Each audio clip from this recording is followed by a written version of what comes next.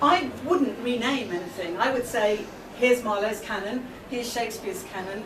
You know, maybe, I suppose, if there was absolutely solid proof, but I'd still feel that somehow what is Shakespeare is different. You know, whatever made Shakespeare is extraordinary. It doesn't matter terribly much, but I would like the real author to, you know, it'd be nice to find out who it was. So, here's my question, was Marlowe Shakespeare? And I'm not actually going to tell you yes, or no.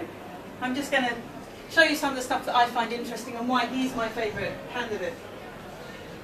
Undoubtedly the most popular candidate is the Earl of Oxford. But I want to explain why I like the Marlowe case best. Here he is, look, he's on the wall. Oh. He's right there. So that's the putative portrait of Christopher Marlowe, discovered at Corpus Christi, which was his university, thrown out in a skip in the 1950s because they were replacing something and it had been turned in on the panelling. It was hidden for all these years, imagine, and because of that it was rediscovered. Fantastic. So, yes, as an authorship candidate, Marlowe has one distinct advantage, which is he does write like Shakespeare. The big problem is, he died in 1593, before most of the Shakespeare canon was written. Bit of an issue, you might think, and I understand that. And that's the main argument that Stratfordians about the Marlowe case, they just say, well, that's just ridiculous because he died in 1593. But I want to show you why there is actually a significant question mark about his death in 1593. So much so that in the commemorative window in Westminster Abbey, there is an actual question mark next to 1593. So did Marlowe die in 1593? Because it's critical, because if he did, that's the end of the Marlowe case. That's done, as far as I'm concerned. Well, the inquest document says, yes, he did. Yes, he did. But you have to look at the witnesses to the inquest document. So we have Ingram Fraser. He's the supposed murderer. He was a lifelong servant of Thomas Walsingham, who was Marlowe's friend and patron. And he went straight back into his service after he was released from prison, and it was a very rapid pardon. He was also on the side of con man, so he was a good liar. Then you have Nicholas Skeers or Skerries. He was also connected to Thomas Walsingham, and he was also a con man on the side. And at the same time, so then you have this really important person who is Robert Poley. Yeah, so he was a spy as well. And then you have Robert Poley, who was an intelligencer. He was a really key intelligencer. He was also connected to Thomas Walsingham, and he was also a spy. So there's our three people that are named in the inquest document. All of them, what they all have in common is that they are professional liars. Robert Poley is said by William Camden, who was Ben Jonson's tutor, and he was the Tudor chronicler, essentially the historian of the times. And he's described him as an expert dissembler. He was so good at lying. This is one of his chief qualities. So let's look at Robert Poley. He was, from the May the 8th to June the 8th, 1593, according to documents which pay him for his service, he was carrying important letters for the Queen. It states that he was carrying them in post, which means in haste, for Her Majesty's special and secret affairs of great importance. And it was to The Hague and back again to the court. It covers the whole period of Marlowe's apparent death on May the 30th and the inquest on June the 1st. And the document states clearly and uniquely, no other document states that he was in Her Majesty's service all the aforesaid time. So during Marlowe's, the 6-hour meal that he has with Marlowe, the end of which supposedly Marlowe is dead, and the inquest 2 days later, he's in the Queen's service all the aforesaid time. He's paid for this service. So what is he doing? In Her Majesty's service all the aforesaid time. So did Marlowe die in 1593 by assassination? This has been one of the things that's been suggested. Because of the evidence relating to the witnesses, the fact that they're all unreliable, they're all professional liars, that that document must be false and the cover-up for an assassination. So let's look at the dates leading up to it. May the 5th, 1593, you have the Dutch church libel, posted on the wall of a Dutch church in London. It was a poem written in iambic pentameter, not very good, clunky iambic pentameter. It referenced two of Marlowe's plays. It was signed Tamburlaine, who was the name of his most famous protagonist, and it was clearly trying to implicate him in the unrest against the Huguenot immigrants. And in the Privy Council meeting, immediately after this, May the 11th, the Privy Council sanctioned torture to find the author of the Dutch church libel. The very next day, Marlowe's former roommate, Thomas Kidd, playwright, is arrested and is put to torture in Bridewell prison. And a government document dated the next day, May the 13th, states that Thomas Kidd possesses vile heretical conceits, which he affirms that he had from Marlowe. So some papers were taken off him. He said that they were Marlowe's, and they are some damning papers. 5 days later, the next time the Privy Council meets, essentially a warrant is issued to bring Marlowe to the council, to court, the royal court. And on the 20th of May, Marlowe appears and is released on condition of his daily attendance on their lordships, which people have described in a kind of shorthand as being out on bail. It's a bit more complicated than that, but it's sort of like that. He's got a very serious charge against him, but he's now free and out there, but he's got these things hanging over his head. At some time during this period, and we don't know exactly when because the date has been fudged and the two sets of alterations made to the document, a note from a man believed to be a Catholic double agent, Richard Baines, is given to officials. It contains detailed evidence of Marlowe's atheism and blasphemies, and more than enough to have him tortured and executed. And on May the 30th, 10 days after appearing in front of the Privy Council, Marlowe has an all-day meeting in Deptford with men connected to both his patron and the intelligence services, and in the early evening he's apparently killed in a knife fight. So is this an assassination that's been covered up? As many scholars have thought. The majority of scholars think that the inquest document is false and it's a cover-up for an assassination. Or what evidence is there that he actually died in a brawl, which is the official story? Well, the inquest document says that, but the fact that there were 3 professional liars rather counts against it. The fact that they were all spies, that Polly was in Her Majesty's service, the convenient timing should at least make us question the official version. So Marlowe was on bail for something serious. Perhaps people wanted to shut him up is often the argument. You know, they don't want him to testify, so they shut him up. What else do we have? Was there assassination? So we look at things for assassination. So the inquest document says no, it wasn't an assassination, but the things that count for it are the professional liars, the spies, Polly in Her Majesty's service, the timing of it. See, it's looking good, isn't it? That's why more than half of the scholars do think that it was an assassination. But those that think it wasn't and that it was a brawl, they say, but why so elaborate? If you want to assassinate Marlowe, just stab him in the back and push him in the Thames on a moonlit night. You know, why go to all that trouble? Why have a 6-hour meeting? Why involve all these people? It's far too elaborate to look like an assassination. And that's why they argue against that. The fact that Thomas Walsingham was Marlowe's friend. Some people have said maybe he wanted him dead. We have no evidence at all to support the idea that Thomas Walsingham wanted his friend and the poet that he was, whom he was patron, to be killed. And in fact, 5 years after his death, Edward Blount, who was Marlowe's publisher, testifies to his friendship. So that's just speculation, really. There's the other issue, who would want Marlowe dead? Well, several people have put forward assassination theories, and they've all been brought down because there isn't sort of strong enough motivation for anyone to actually need to have him dead, apparently. Then there's the delay in the letters, which is a really good one, I think. Very hard to explain this.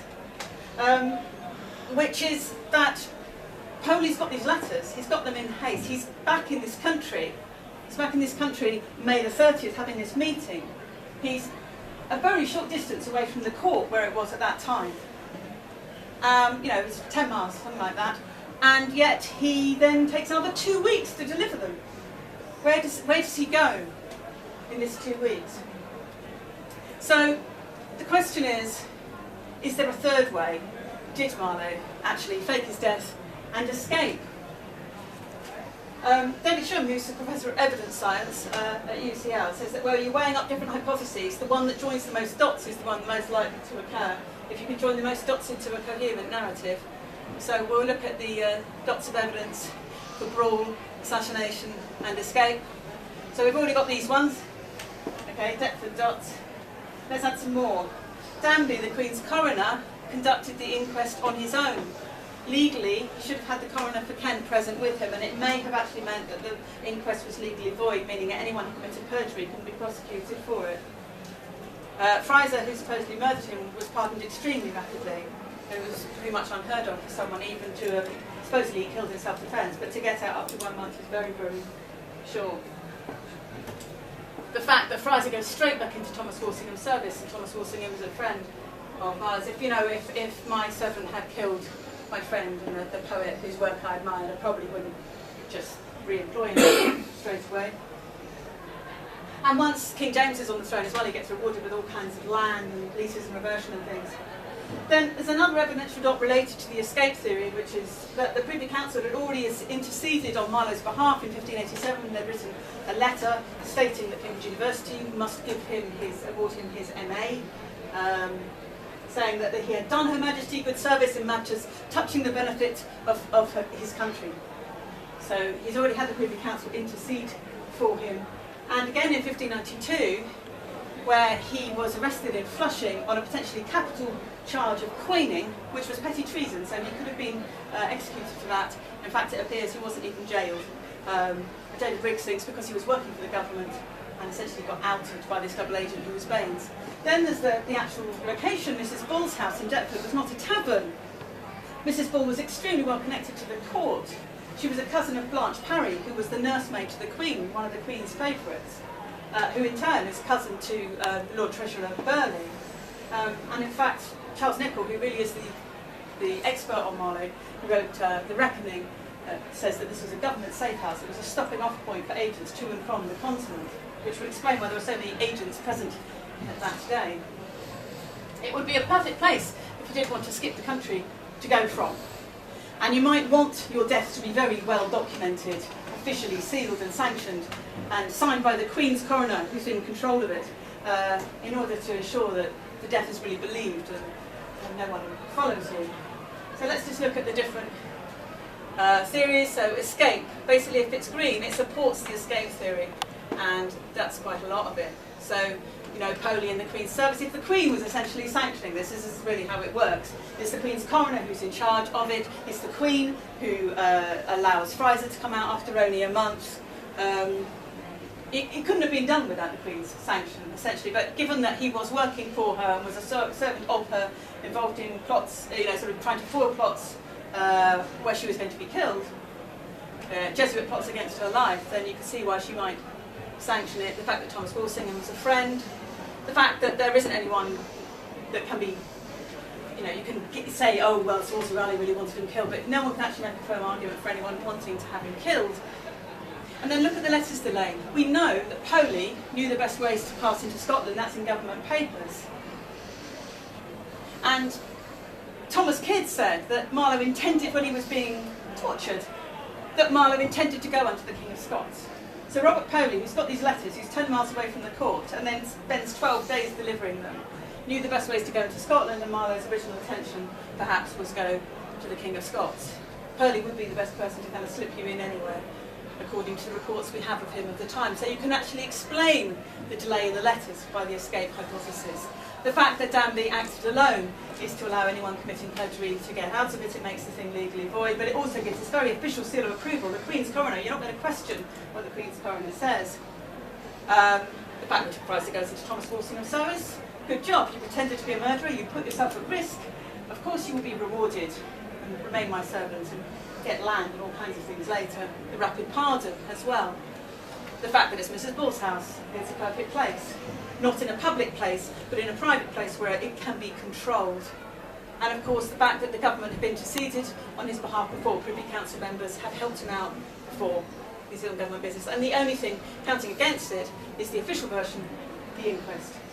If you compare the dots then of this with the brawl, the only thing that really supports the idea he died in a brawl, and this is what everyone will tell you, anyone who knows anything, he died in a tavern brawl, the only thing that says that is the inquest.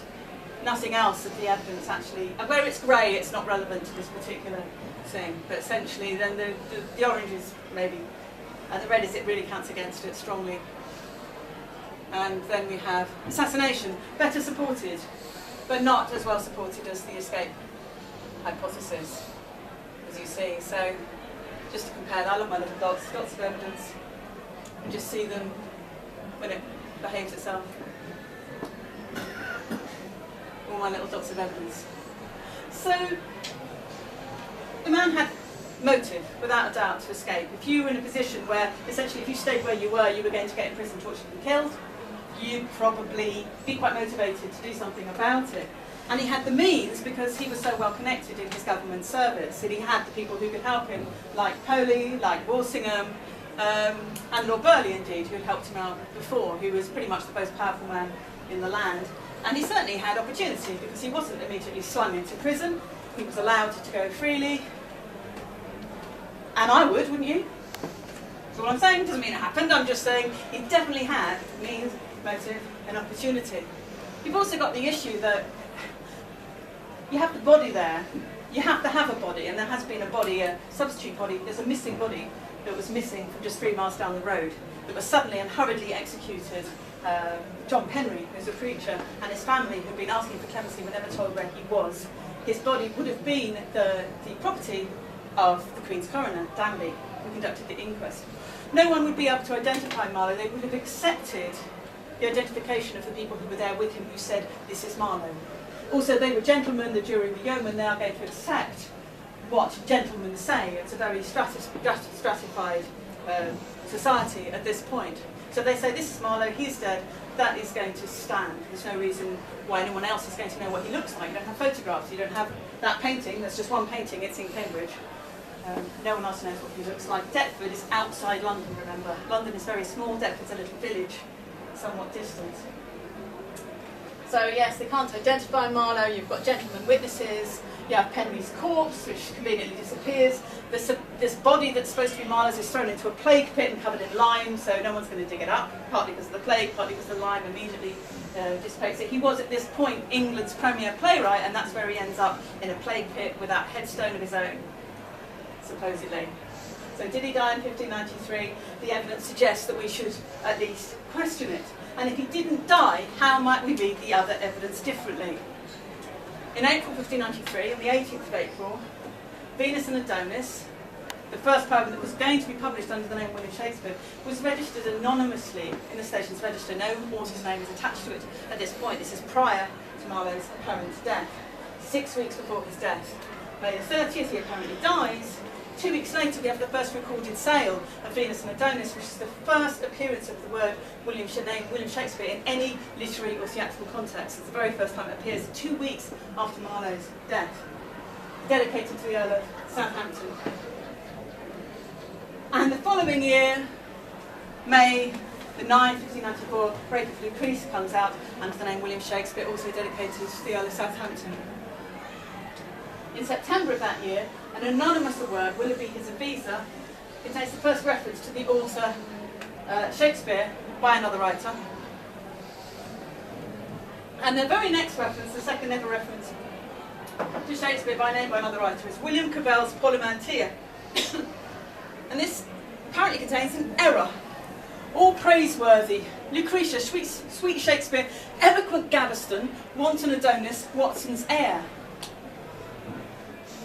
Okay, so Lucretia, Rape of Lucrece, wanton Adonis, Venus and Adonis. What's eloquent Gaveston doing in there? This is what scholar says.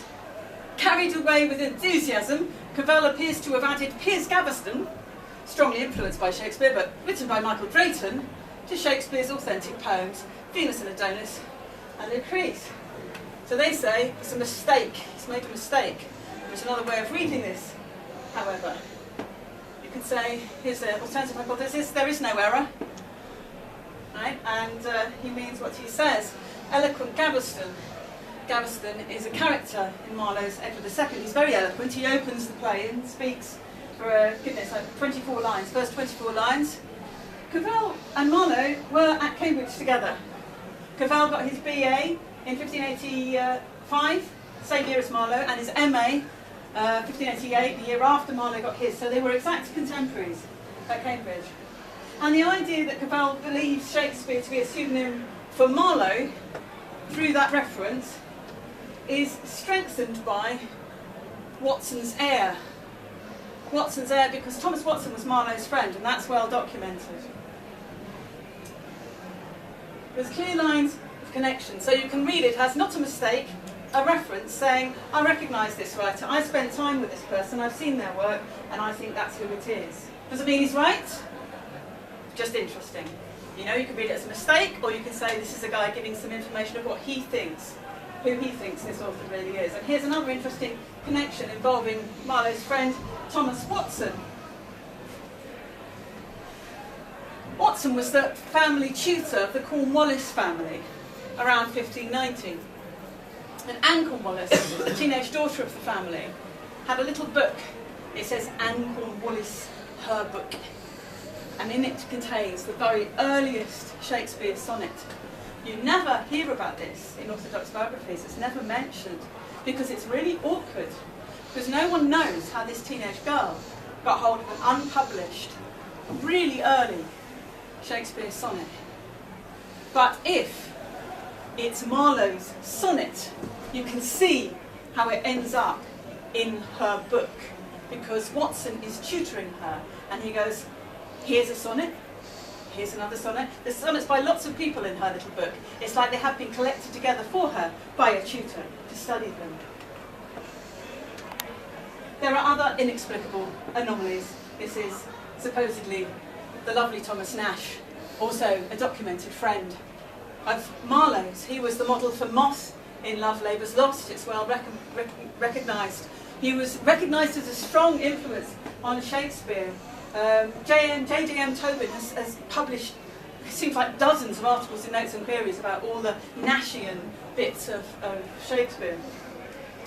And he gossips relentlessly about contemporary writers. He names so many writers in his published works, but he never mentions Shakespeare.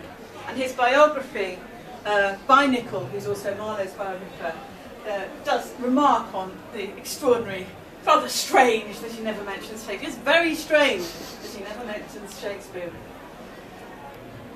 And finally, there's the New Metamorphosis. New Metamorphosis is a manuscript written by J.M. Gent, still widely given to be John Marston, but nearly 100 years ago, a conclusive argument was made for it being Gervase Markham. If you happen to know who Gervase Markham is, he's vaguely obscure. But Gervase Markham refers to kind Kit Marlowe. And this is a personal reference because that's not describing his work. When you say gentle Shakespeare, it's been shown that gentle Shakespeare usually means it's about the gentle style of his verse. You can't really describe Kit's stuff as kind. It isn't a description of his work, it's a description of the person, I think. So it's far more likely. And also because at this point, 1600, Marlowe's, his posthumous reputation was in tatters. You know, he is condemned. Thomas Beard, Theatre of God's Judgments, has him as this terrible atheist, blasphemer. So he's really going against the grain to call him kind Kit Marlowe. I think he does know him personally. And people take this quote, scholars take this quote out of context. This is what the rest of it says. Kind Kit Marlowe, if death not prevent him, shall write her story. Shall write her story. That's Hero and Leander. He's talking about Hero. Love such art hath lent him. And this is dated 1600. The manuscript has 1600 on it.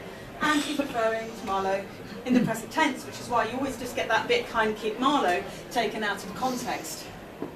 So, you know, worth thinking about, isn't it?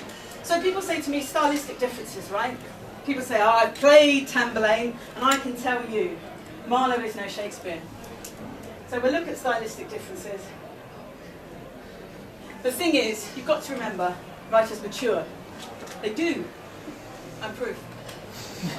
A 23-year-old can write Tamburlaine, and a 40-year-old person might write Othello. A 23-year-old probably doesn't write Othello or Hamlet or any of those things. So you have to think about how old was the author.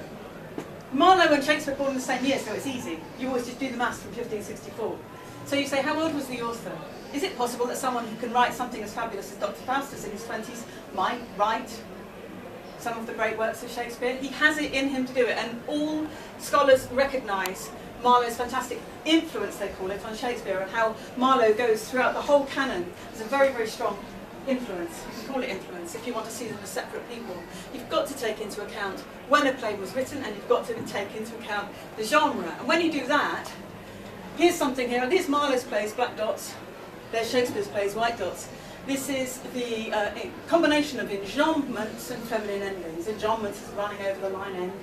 Feminine endings are those where you've got a strong stress followed by a weak stress at the end of the line. And so people will go, yes, but Marlowe's work's very, very end-stopped.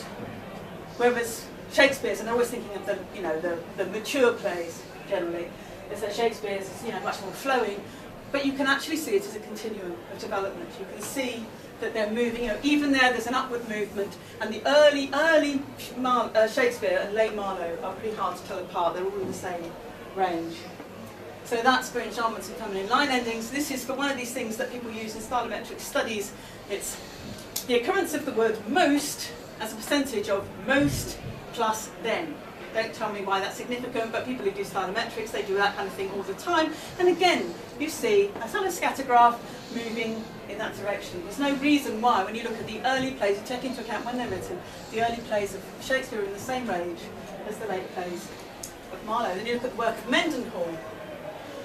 Mendenhall was hired by a rich Baconian, and in 1901 he was paid lots of money to try and tell people apart by their writing. He was one of the earliest stylometricians, and he found there was no match between Shakespeare and Bacon's works. Partly it doesn't help that Bacon's are not plays, and genre makes a difference. But what he did find, he went across a whole range of writers, and he found an extraordinary match between Marlowe and Shakespeare. Now, he was a physicist, and he had no he wasn't involved in this, but he just did this because he was interested in statistics and how you might use these new stylometric methods. And he published this in a Popular Science magazine. He found it a really striking thing.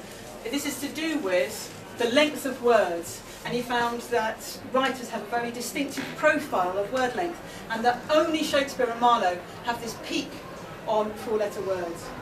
And it's almost as high 3-letter words, and then this peak of 4-letter words. You can barely tell them apart. This solid line is Marlowe's, the dotted line is Shakespeare's. You can hardly see that there are two lines on that graph. That's how close they match.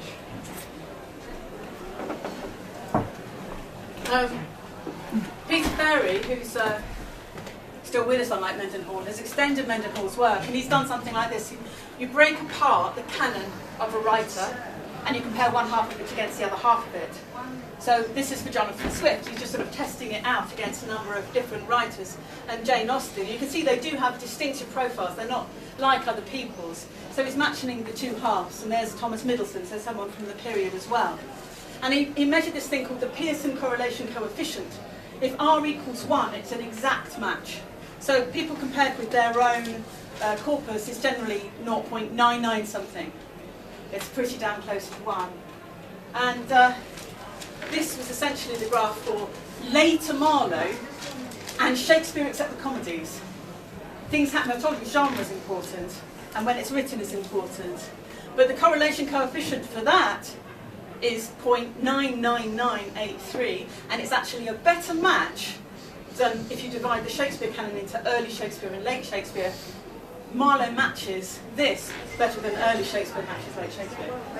Biography. I'll try and go as fast as I can, and I hope it still makes sense with it. It's not about detail, it's about themes, in my view. People don't reproduce their lives in their works. I just want to look at a key theme, some key themes in Shakespeare's works. False accusation, followed by loss of name and reputation. Who knows the works of Shakespeare? Followed by either exile or presumed death, or sometimes both. Disguise and mistaken identity come into there. And then exoneration, resurrection. Anyone recognise those patterns from a few Shakespeare plays? I've done an analysis. There's a huge number of plays that follow that pattern. Okay, so we won't go into any of them in detail, but just looking at the exile, all these people are exiled.